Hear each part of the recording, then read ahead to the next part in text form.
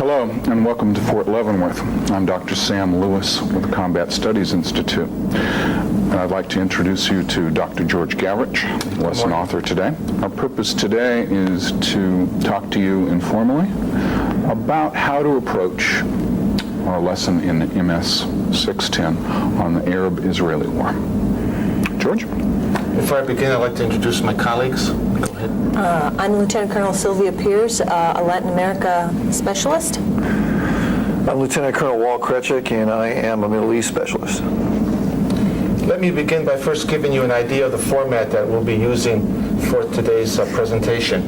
If you look at the board, we'll be looking at first the methodology, the different ways that you can teach this lesson, get the most out of the time that you have.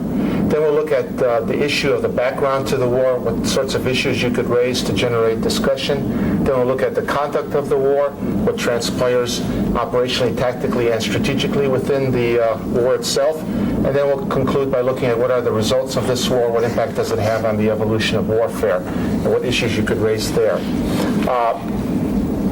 Before we get into looking at the methodology, I think one issue you should keep in mind and you might address to your students is why are we studying this lesson? And the readings will give you an idea of why this lesson is important.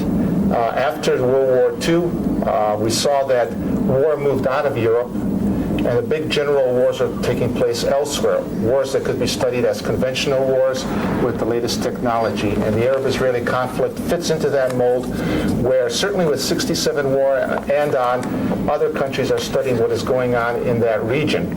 And they're drawing lessons. And for us, it has a major impact, and we'll talk about that in the results part and how it affects our doctrine. Now, if you think about different ways to approach the lesson, one of the things you have to consider is what the readings are. The basic text will just give you an idea of the 67 war and what happens in the 73 war and on.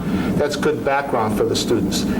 This LP was written with the idea that you could look at the interaction of strategic, operational, and tactical dimensions, spheres of war, and how they interact in preparing for war, the conduct of war, and its fallout. One thing that you might consider to give yourself some time and get the students involved is, rather than have everyone read the entire LP, is to have students do small briefings. Because you're out there in the field and there's a lot of interest and concern with tactics and operations, one consideration that you might have is to look at two battles that are covered in this LP. One is the 8th of October counterattack by the Israelis. Assign that to a student, have the rest not read that section, and it covers basically the pages 39 to 53. Have the student give a briefing on what transpires during this battle and what's its significant for the war. Another battle that you could look at is Chinese Farm. Chinese Farm takes place toward the latter part of the war, and have another student look at those same kinds of issues that you do in a battle analysis format.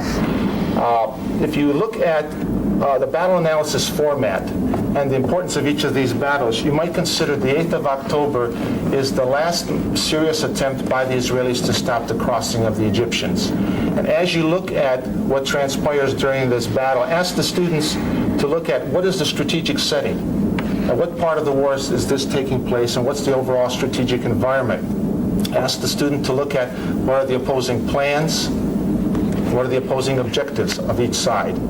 Then look at how the tactical events unfold and what are some of the problems that transpire on the battlefield when the Israelis try to counterattack against the Egyptians. You could ask your students certain kinds of issues, and we'll talk about in the latter part of today's presentation, that are specific to this battle. Do the same thing for the Chinese Farm battle. Ask those same kinds of issues for the student, and that will take some time. It'll get the student involved in doing presentation, probably get some insights from them, and then the students can react to their presentation. George, you mentioned the battle analysis methodology. Do you have an example of what that would be like? What kinds of questions, just in case the folks out there don't have anything to go by?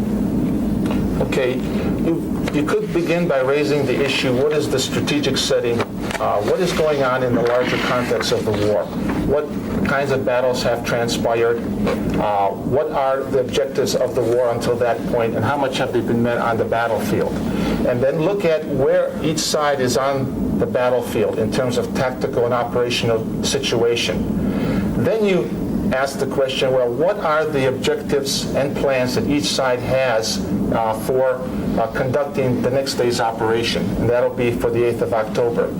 You would ask questions like, what are the tactical objectives? How are they fitting into the larger operational objectives? And how might they meet the strategic objectives? And ask yourself the question, are these plans the best possible? What are some other options that could have been done? What are the goals? Are the goals attainable?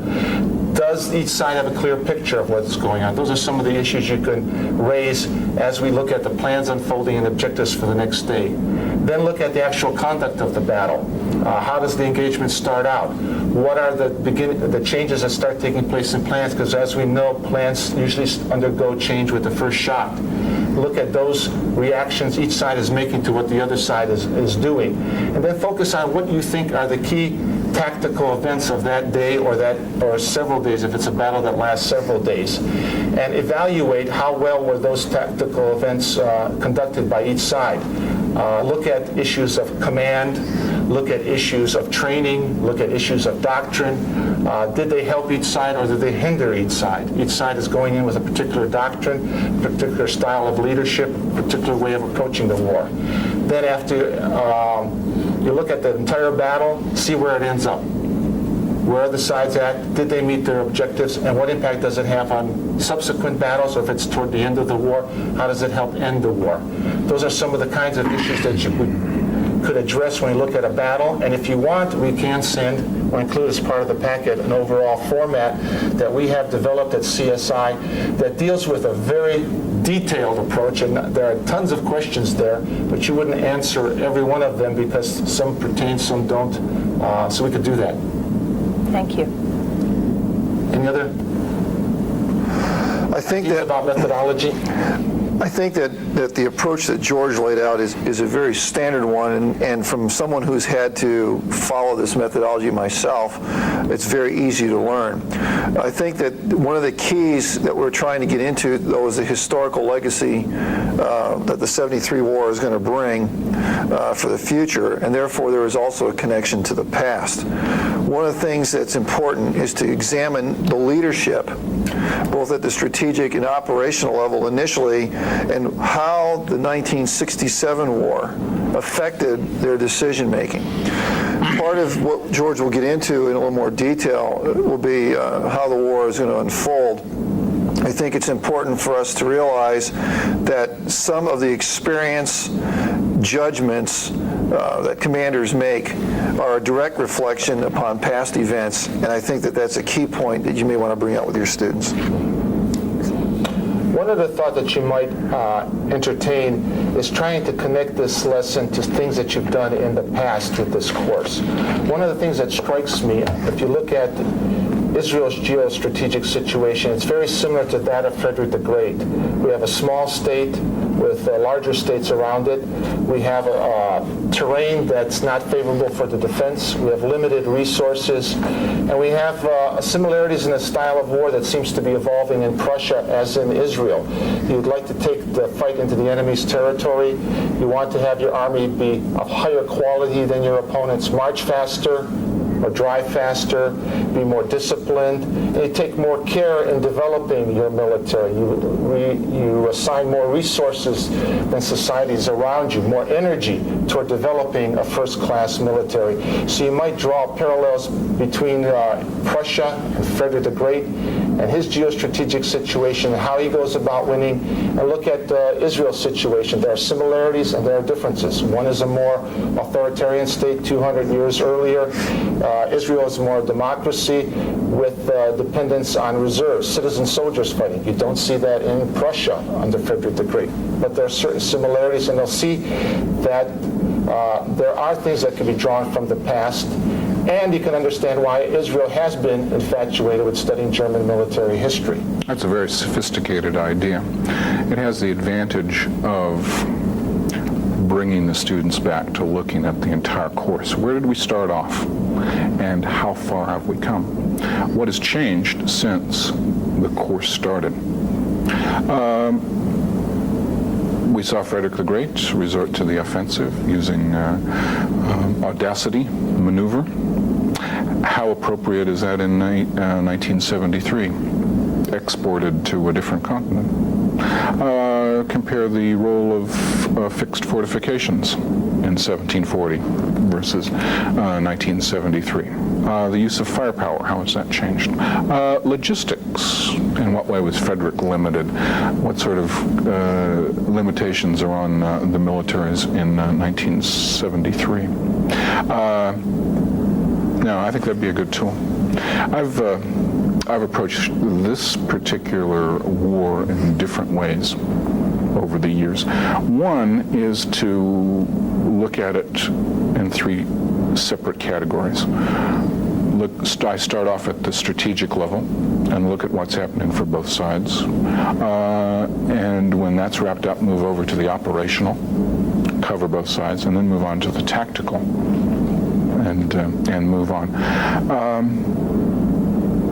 That has worked in the past. In recent years, I've walked in and the first question I've asked is, has anyone served with or next to the Israeli military or the Egyptian military? And if so, ask them what sort of institutions these were. Were they like the U.S. Army or different? You never can tell. But quite frequently there is someone who has had some experience with one of those militaries, and they can share their knowledge about what it's like. Is their military culture like ours or different? What is similar? And you can use that as a launching pad to look at the two armies as they were, and then move into their geopolitical situation, their strengths, their weaknesses, and eventually their doctrine. One other thing to look at as we look at the comparisons, we look at comparisons between Egypt and Israel at the time during the war.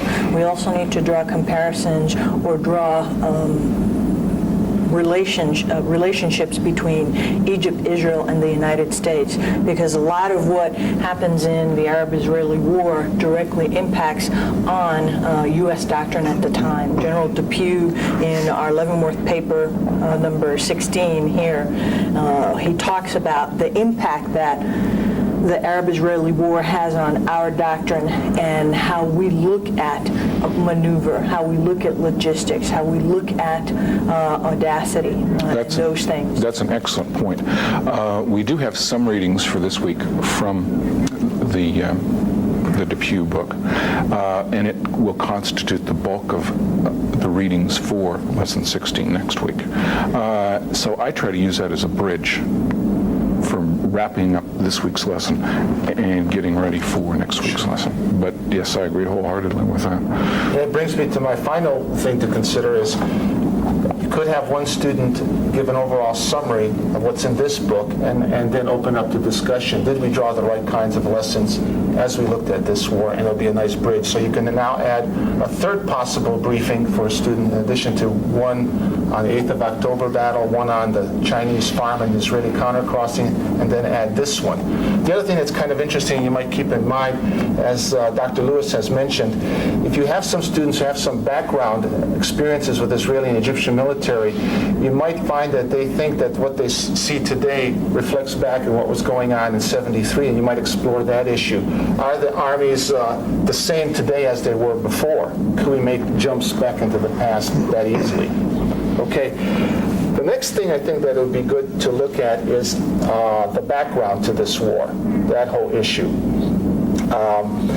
I think as you look at teaching history, there are certain kinds of questions that you can ask that are of broader nature and then use a particular historical example to highlight those broader issues.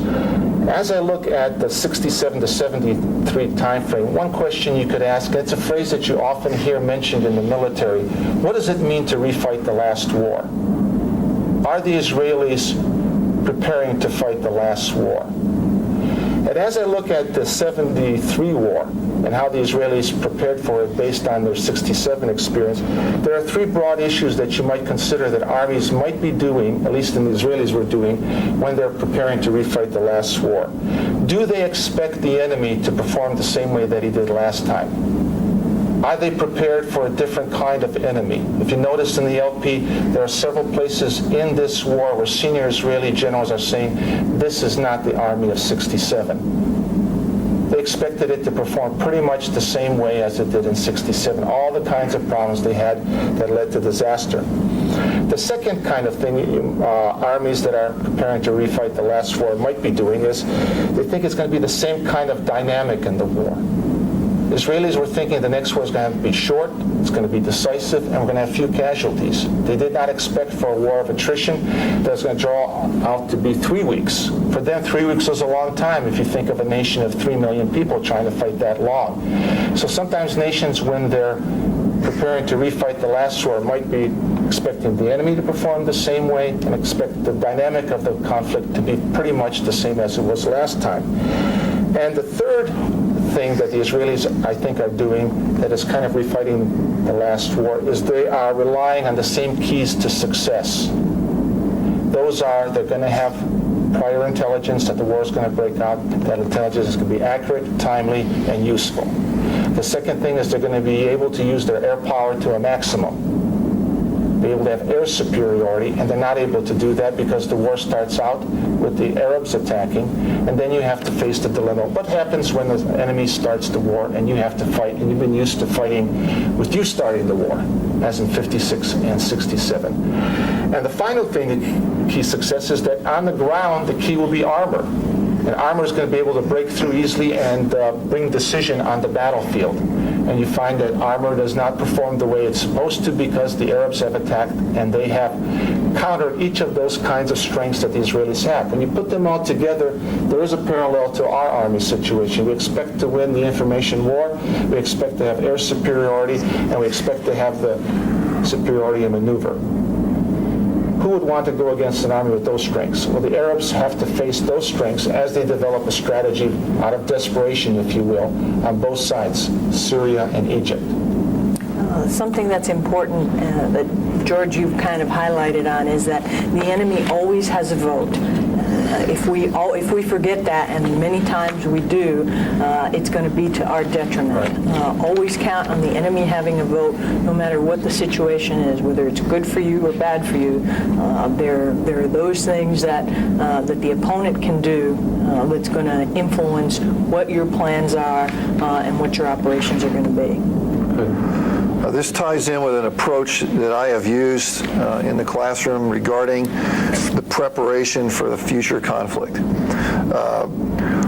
What we have here is a mindset that exists within the Israeli military, which today the American military labels complacency.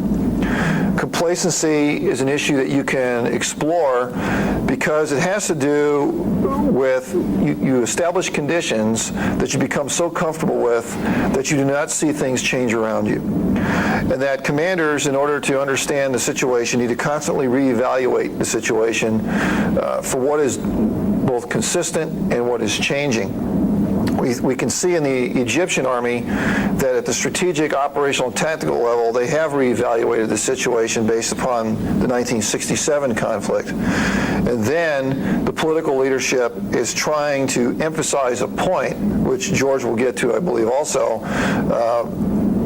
that is achievable, something that is well within the capabilities of the Egyptian military at the time. That is something that we try to stress with the students, is that when the plans become so ornate and so grandiose that they're not achievable within your own capabilities, then what are your chances of success? The key then is to establish something that even in a limited conflict is achievable within a certain timeline with the resources at hand. And from there, if you're going to use a military instrument of power to achieve your political ends, then the military itself has the capability to win and not fail. And that is something that we try to drive home here. I think going going along with what Lieutenant Colonel Kretschik has said, I think then you could look at what are the strategies that the Arabs are employing, Syria and Egypt. And in that, to generate discussion, you could go into the LP and look at those long interviews or quotes that come in about how the Egyptians are thinking they will fight against the Israelis at the strategic level.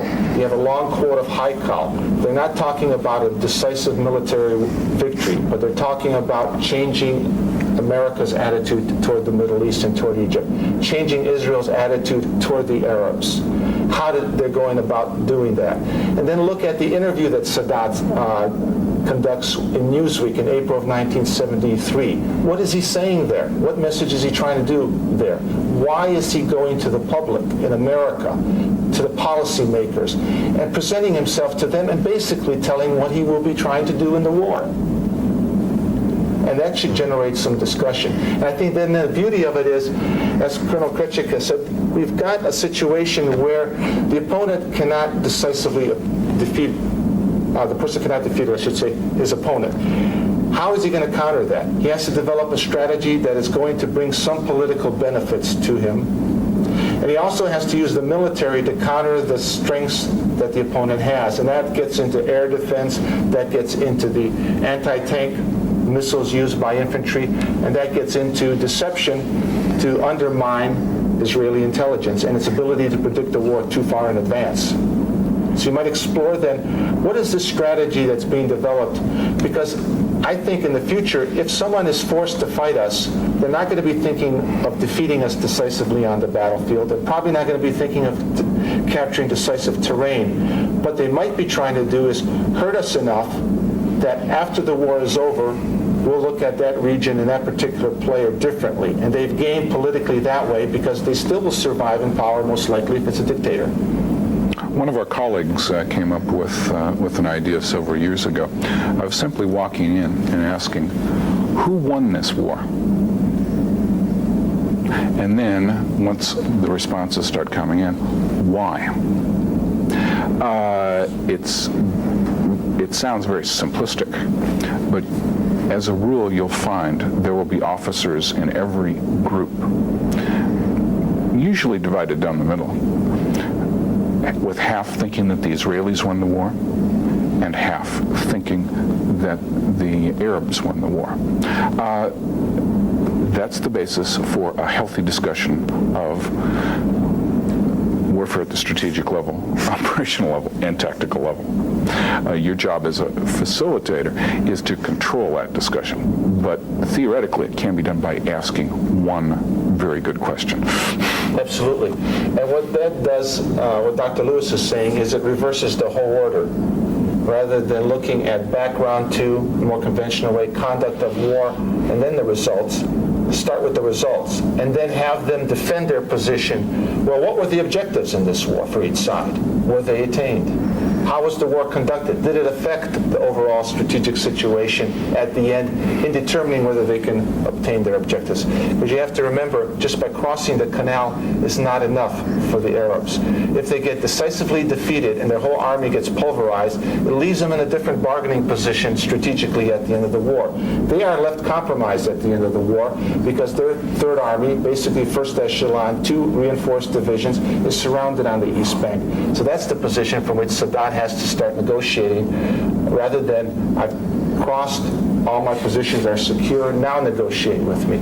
So it brings it back, it puts more pressure, I think, on you as the instructor to ask the right kinds of questions that will force people to provide evidence. Why do they believe one side, one or the other? Or if they say both, why? In what degree?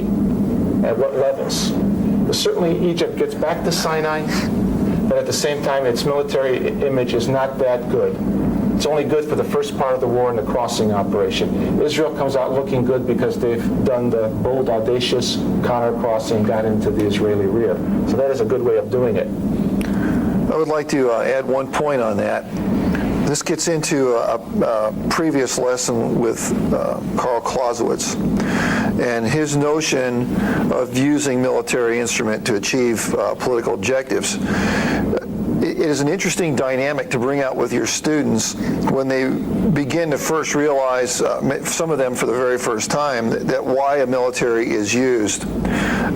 Some students believe that militaries are used to go out on the battlefield and do certain things to fight and win wars for their nation state.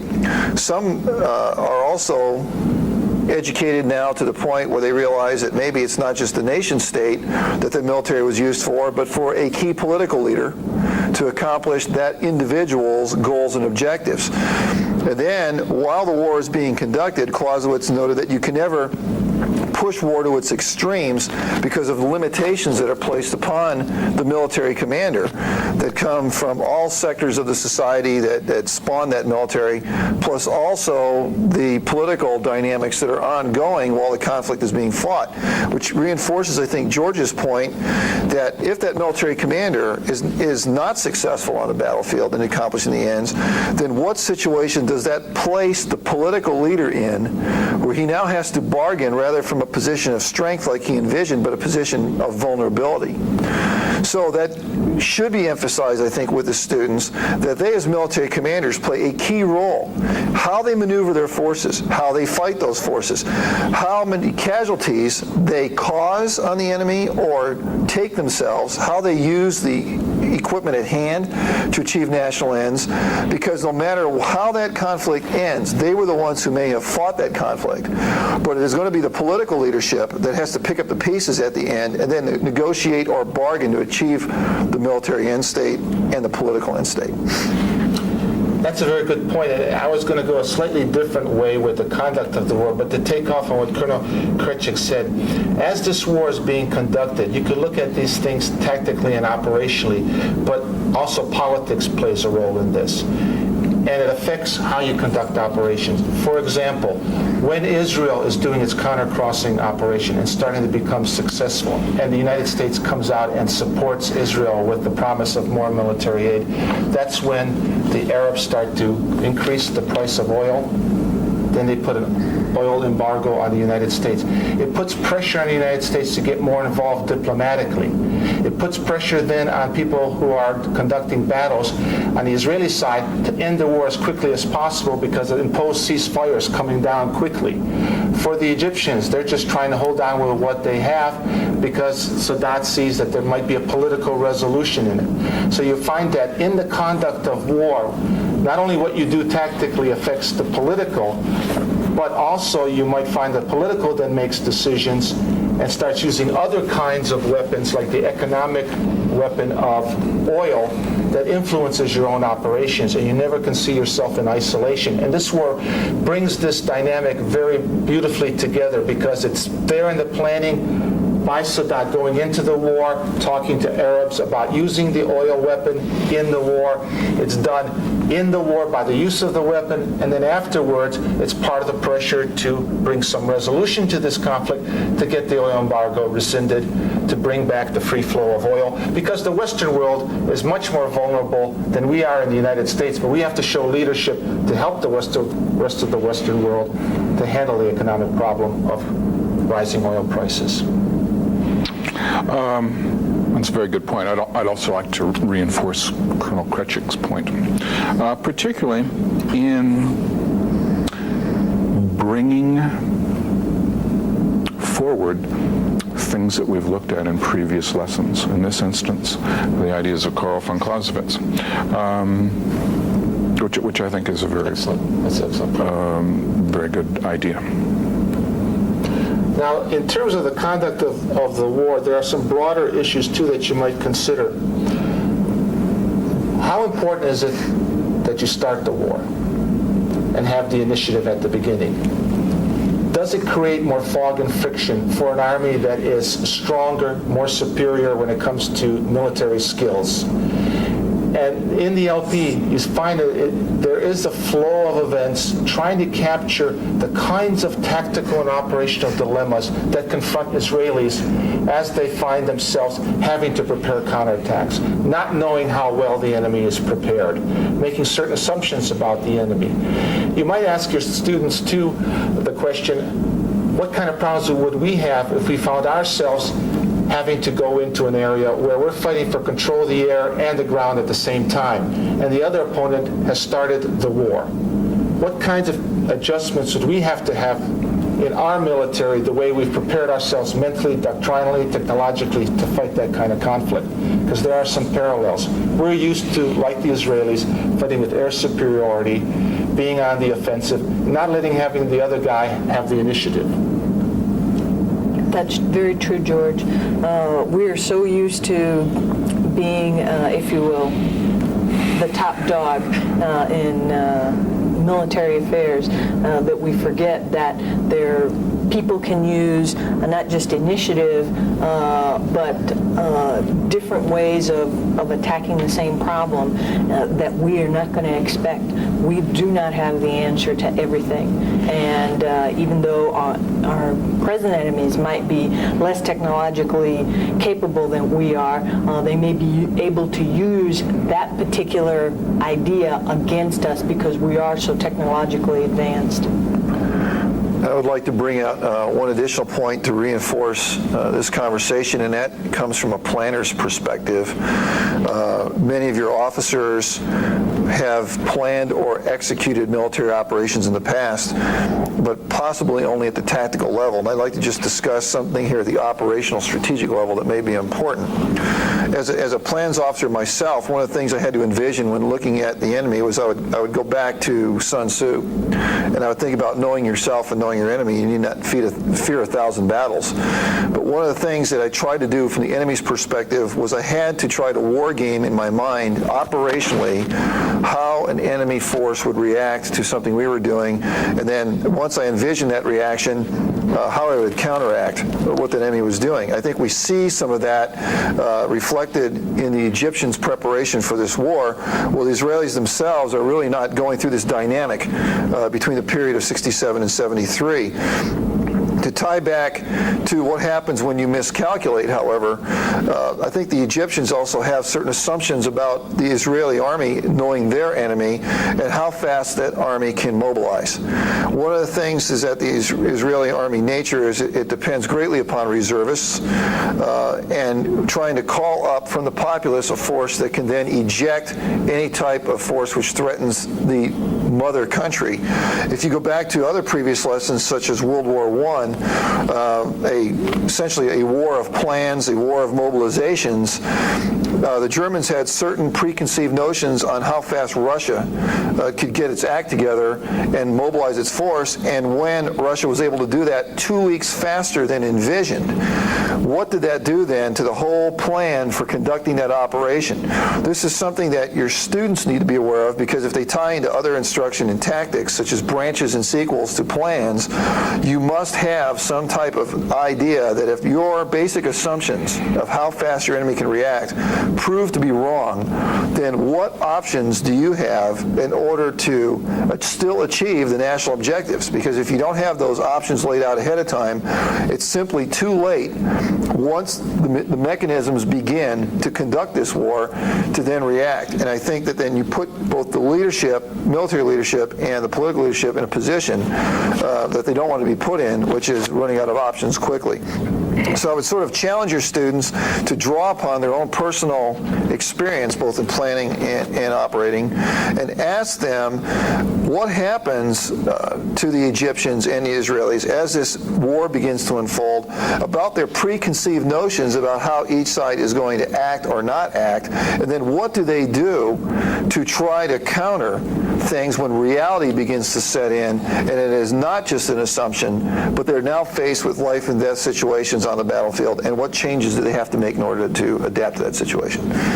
Aha, the difference between real war and war on paper. That's it. Auschwitz. Yeah.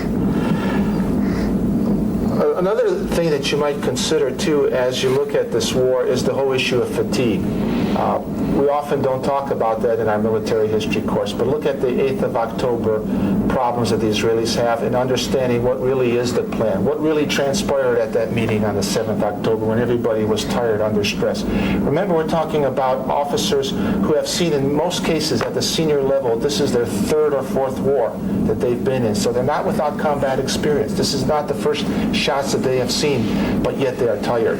They are cranky. They're having a hard time remembering what was actually said to each other. They're having to react with little time to think because things are happening fast on the battlefield. Would digitization solve their problems? Or could the opponent find counters to that digitalization to still bring confusion to the battlefield? Try to capture that face of battle, because that's the reality for these people in tactical units. They're going to have to face death and destruction, and it brings with it a whole set of problems. And there's no easy solution. As you look at each of these battles, 8th of October, Chinese Farm, there are a lot of tough decisions that have to be made, and there are probably no right or wrongs, and some are better than others. May I interject a point Sure. here? Regarding your specific point.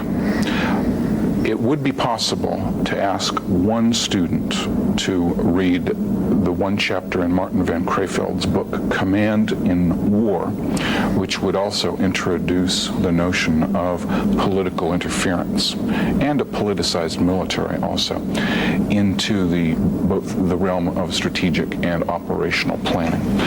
Don't have all the class read that chapter, but just have one student read that chapter and brief the others on it, just to add more depth and to make it for a richer lesson. Sure, Yeah. sure. George, may I add something here also? There are two other books which are readily available in libraries, which I would recommend if you want to get into some of the strategic dynamics. One book is The Causes of War by Blaney, where he gets into the whole notion of perception and misperception about forces and why nation states go to war against other nation states. Another book is by a team, Cohen and Gooch, called Military Misfortunes, which talk about where disasters occur in military operations.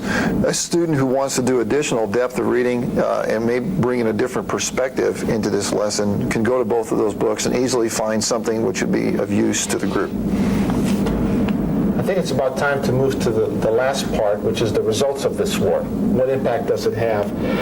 One issue that you can ask, and it's an important issue because it affects your analysis of what Sadat, Assad, and Meir are all about, is what impact does this war have on the participants, in particular on Israel and on the United States? Are Sadat's strategic objectives met in this regard? What did he want to achieve in this war vis-a-vis the United States, vis-a-vis Israel? Again, who won the war? Who won the war? That's one thing that you might look at. That's at the strategic level. But at the same time, the thing that's interesting is you might consider, and this is kind of makes you want to pause and think about warfare, is how long it takes to get to Camp David and then the peace treaty. And in a way, the Israelis use an attrition diplomacy, wearing down some of the effects of the war that are negative to them. So there they come out with something that Sadat did not really originally want, is a separate peace treaty with Israel, but he gets maneuvered into it. So war, the way it ends, does not necessarily logically lead to what you might think are the most logical results politically.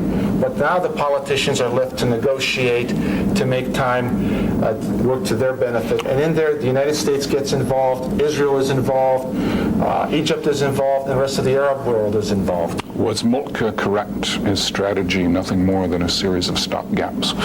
Exactly. A legitimate question. Exactly. Another thing that you might look at is the impact then that the war has on the United States and the evolution of warfare. We do have the LP with that reading. A student could look at that and summarize some of that impact.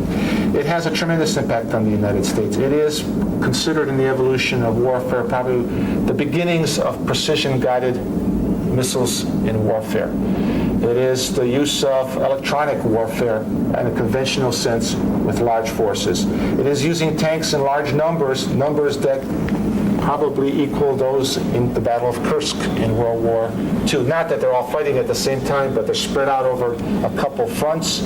So we're talking about death and destruction and loss of equipment that boggles the mind in the United States because it's high levels, so that we have to drain virtually a lot of our storage capabilities in NATO to resupply Israel. And we don't want to see that happening. So it isn't a war that has an impact tremendously on the societies involved, which is one thing that's very important. The other factor to consider is what impact does it have on the evolution of warfare, on the U.S. in particular. This war comes as a rude shock for everyone.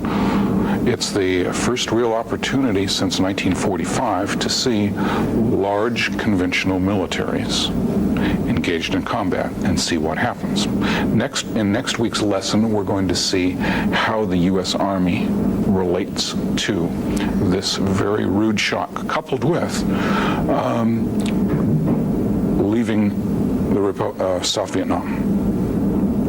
Another question can be asked was raised by the first of the great scientific historians, Hans Delbrück, 100 years ago. Before the invention of the tank and the airplane, looking at military history, he said, the central question is who rules the battlefield? The man on horseback or the man on foot? And he meant it literally. But in 1973, clearly the man on horseback has been replaced symbolically by the man in the tank and the man in the helicopter or aircraft. Who rules the battlefield in 1973? Who rules it now? What should we be doing now to prepare ourselves and the next generation of officers for dealing with profound change? And one of the lessons you might consider in that is the prophets right after, some were saying the airplane is dead because of the air defense system. It won't play that role again. The anti-tank missile will challenge the armor to the point it'll be taken off the battlefield. One lesson that comes out of this is for every weapon there's a counter weapon, and it's the combining of these arms in the right kind of organization to get the maximum effect. But there is no single weapon that does damage to the point of excluding all the others. On occasion, it would appear that there is a silver bullet, a magic weapon system that will solve all of your problems. What's the shelf life of that magic bullet? Yeah. Any other thoughts? I would just add one concluding point here, and that is the change that occurs in military culture. Particularly within the Israeli army. The Israeli army is going to be used again since 1973 in Operation Peace for Galilee, where they go in to attempt to eliminate the Palestinian Liberation Organization and also Syrian presence in Lebanon. What did the Israeli army then learn from the 1973 war?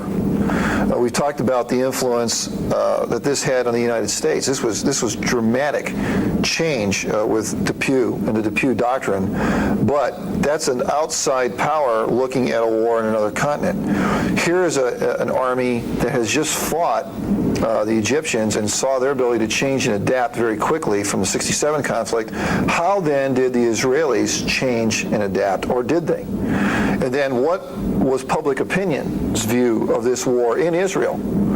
Because public opinion is going to change as opposed to previous conflicts. In fact, public opinion has become less supportive of political objectives. And then what is the impact of public opinion upon future Israeli conflicts?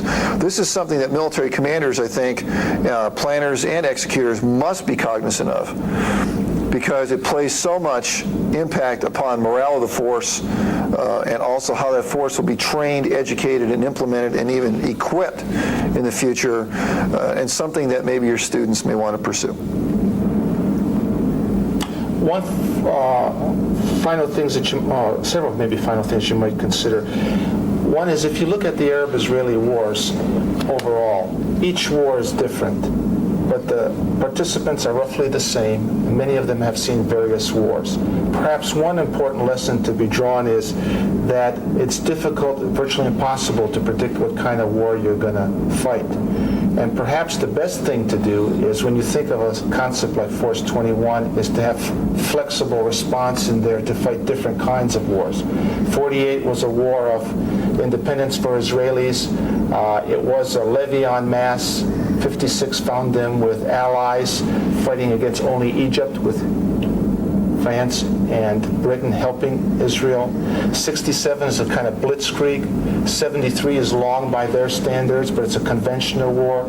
82 is kind of like a Vietnam for the Israelis. And then they end up fighting on the streets of Watts, I could say, but on the streets of Hebron, a different kind of conflict altogether. For each one, they seem to be caught off a little bit. The question is how to be able to adjust. So to create a mindset that do not prepare yourself for only one kind of war where your weapons will be used to the maximum on the battlefield. And one other thought that you might consider is that when we were a small nation, like in the period of the Crimean War, we were smart enough to send lookouts, observers to other parts of the world to learn from other parts of the world how warfare was conducted. That was the mission of Emory Upton in the 19th century. Go abroad, my son, and learn from others. Because you're a superpower doesn't mean that you cannot learn from others. So I think you should pump up your students the week before or the lesson before of the importance of looking at other parts of the world and the lessons that can be drawn by studying warfare as it's conducted elsewhere. Because it helps us to get outside of our own narrow parameters of looking at the world and what is war, what is universal about war, or what is very American about war.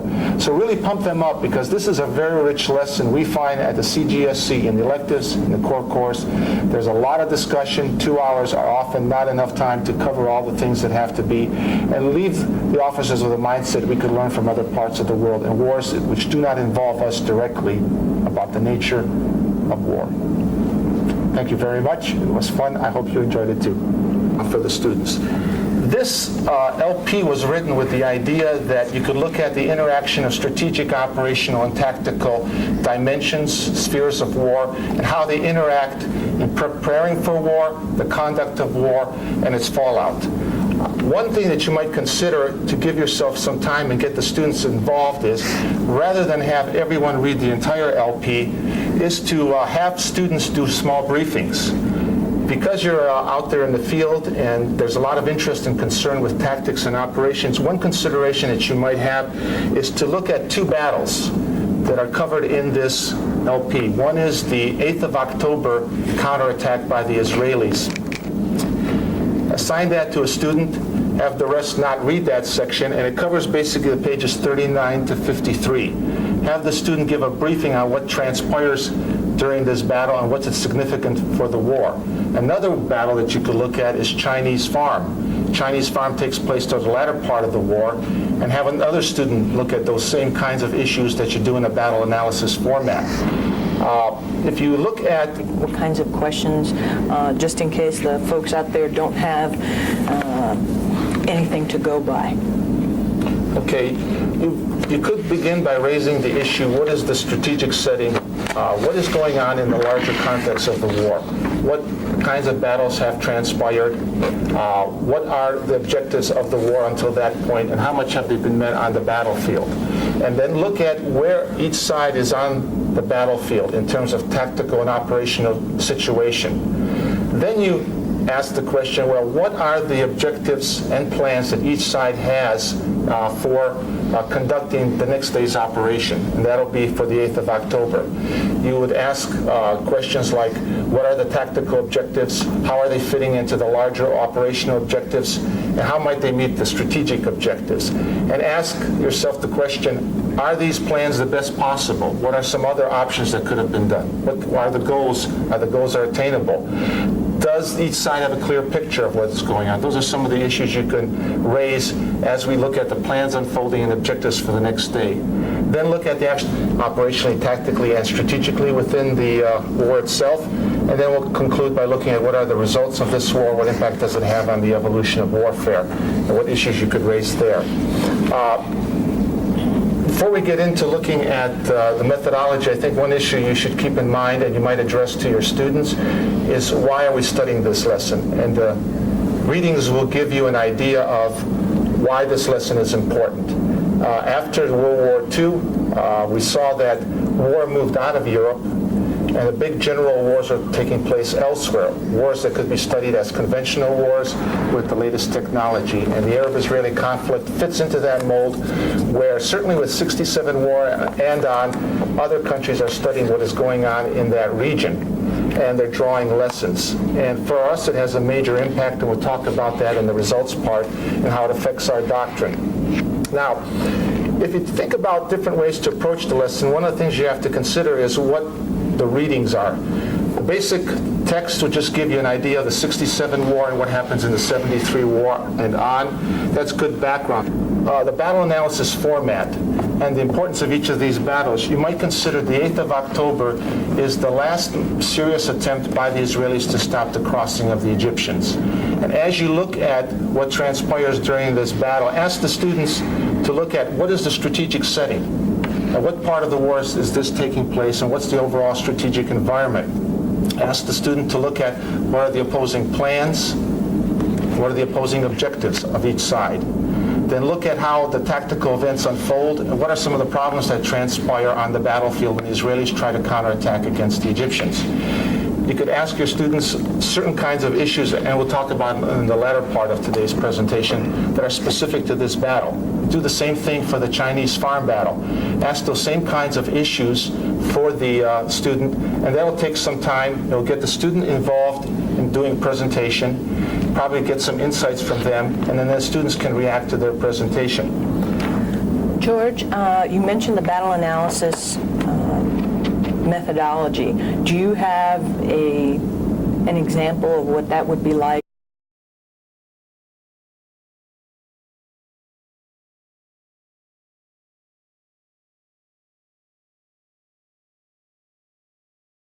Hello, and welcome to Fort Leavenworth.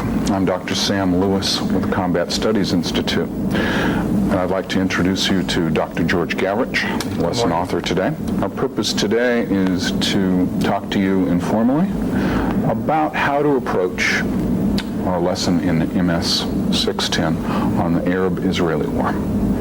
George? Before I begin, I'd like to introduce my colleagues. Go ahead.